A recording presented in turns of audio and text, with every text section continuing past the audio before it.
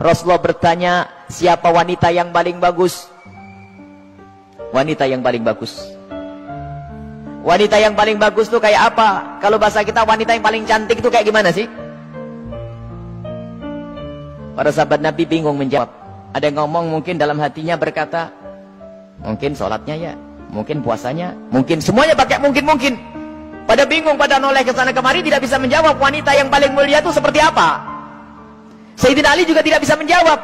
Semuanya pulang ke rumah masing-masing. Sampai di rumah Sayyidat Fatimah Zahra, seperti kebiasaannya wanita solehah, kalau suaminya datang yang ditanya adalah dapat ilmu apa, bukan dapat duit berapa. Sayyidat Fatimah Zahra bertanya, wahai suamiku, apa yang kau dapat dari ayahanda? Apa yang kau dapat hari ini dari Rasulullah? Lah ini kalimat yang harus dibiasakan oleh para istri tuh. Bang, dapat ilmu apa? Kan begitu. Sayyidina Ali menjawab, kami dapat banyak, cuman kami juga dapat pertanyaan yang kami semua tidak bisa menjawab. Pertanyaan apa? Wanita yang paling mulia itu seperti apa? Wanita yang mulia itu seperti apa? Dijawab oleh Siti Fatimah Zahra, aku yang punya jawabannya. Apa? Dibisikkanlah di telinga Sayyidina Ali. Seketika itu wajah Sayyidina Ali berbinar-binar senang, wajahnya berseri-seri, mata berbinar-binar. Aku menemukan jawaban. Pasti aku nanti bakal dibanggakan oleh Rasulullah karena sudah punya jawaban. Di esok harinya ketemu lagi dengan Rasulullah. Siapa yang sudah punya jawaban? Para sahabat Nabi masih bingung. Tiba-tiba Sayyidina Ali berkata, kami punya jawaban ya Rasulullah. Siapa wanita yang paling bagus? Dijawab, wanita paling bagus adalah yang tidak pernah melihat laki-laki dan tidak pernah dilihat laki-laki. Rasulullah paham siapa yang ngasih tahu. Siapa yang ngasih tahu? Sayyidina Ali malu. Yang ngasih tahu tentu orang yang paling dekat denganmu ya Rasulullah. Sayyidat Fatimah Zahra yang membisikkan bahwasanya wanita mulia adalah yang tidak pernah melihat laki-laki dan yang tidak pernah dilihat laki-laki. Maknanya apa? Bukan tidak melihat seperti ini, maknanya apa? Kalau dilihat laki-laki nggak senang. Dan kalau ada laki-laki tidak penasaran, siapa itu? Oh hidungnya, oh bukan itu rendah.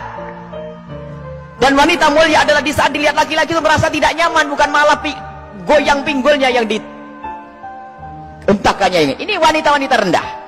Malu kalau dilihat. Kalau merasa ada laki-laki memperhatikan, merasa risih, itu iman di dalam hatinya, itu kemuliaan, itu wanita mulia, itu maksudnya. Bukan lalu menutup, tak boleh dilihat, aku harus kamar saja. Bukan, keluar dengan cara yang wajar, dengan mahram, dengan kelombongan wanita, dan danannya tidak pamer, yang sederhana.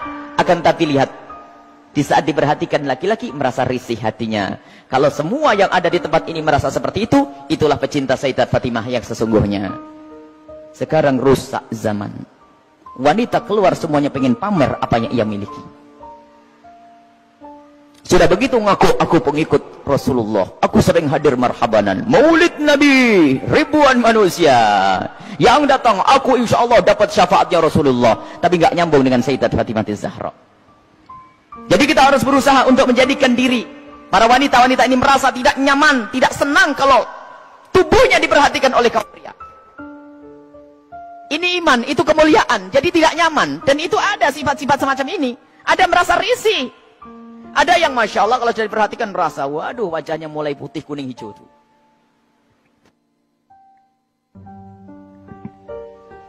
Ada kalau sudah diperhatikan laki-laki berubah semuanya. Mulai cara berjalannya, mulai cara ininya Masya Allah. Sampai cara ngomongnya di model-model. Pasti itu wanita yang tidak pernah kenal Sayyidat Fatimah Zahra. Dan ini maksudnya tidak melihat dan tidak dilihat itu adalah menjauhkan dari hatinya rasa senang pamer dan dananya.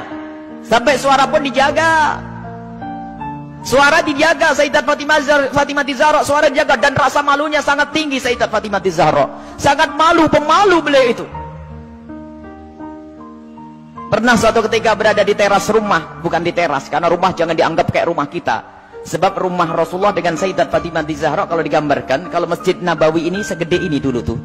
Masjid Nabawi kurang lebihnya seperti ini, seperti Masjid Taqwa ini sebelum dikembangkan. Jadi rumah Rasulullah itu, rumah Sayyidat Fatimah Zahra ada 5x5 di situ. Seberangnya ada rumahnya Sayyidi Aisyah, di belakangnya ada rumahnya Sayyidah Saudah. Kemudian nanti Istri Rasulullah yang lainnya ada diajar begitu. Jangan dianggap rumahnya di kampung sana, di kota sini, bukan. Jadi rumahnya hanya kecil-kecil begitu. Sehingga ada fitnah yang pernah disebar bahwasanya Siti Fatimah Zahra pernah ditendang Sayyidina Umar bin Khattab. Ini kan fitnah pada Sayyidina Umar. Memangnya nggak ada yang dengar yang lainnya. Kecil begini, kalau sampai Siti Fatimah sampai jerit-jerit nangis pasti kedengaran.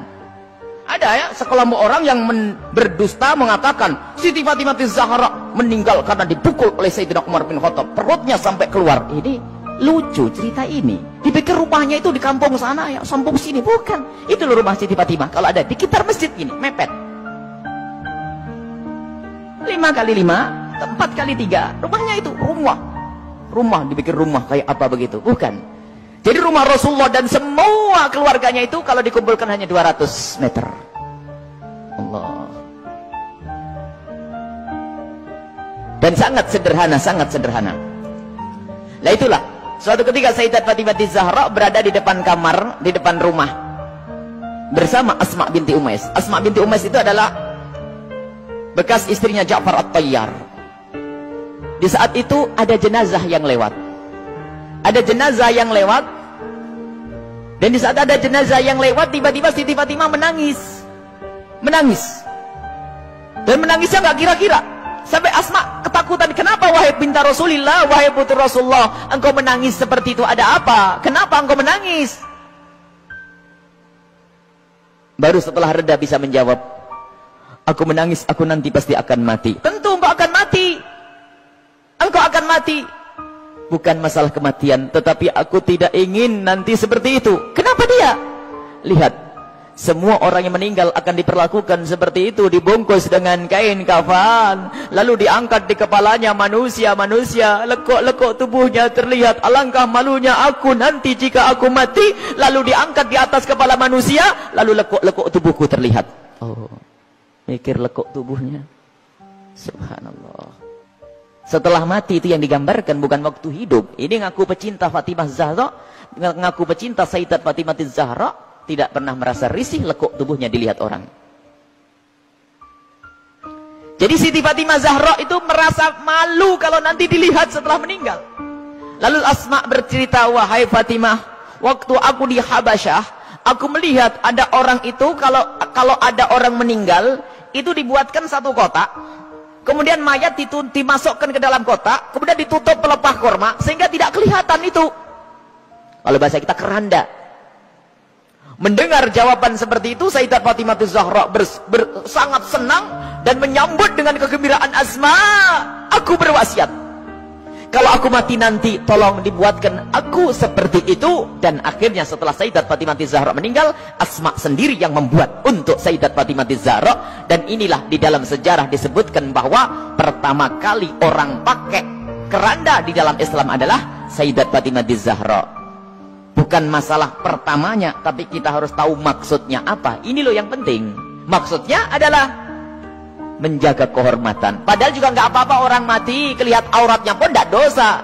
Orang meninggal tidak ditanya lagi oleh Allah. Akan tapi rasa malunya Sayyidat Fatimah Zahra sampai menghantarkan beliau untuk berwasiat kalau meninggal nanti agar dibuatkan yang demikian ini. Dan termasuk wasiat yang lainnya apa? Agar dikubur di malam hari.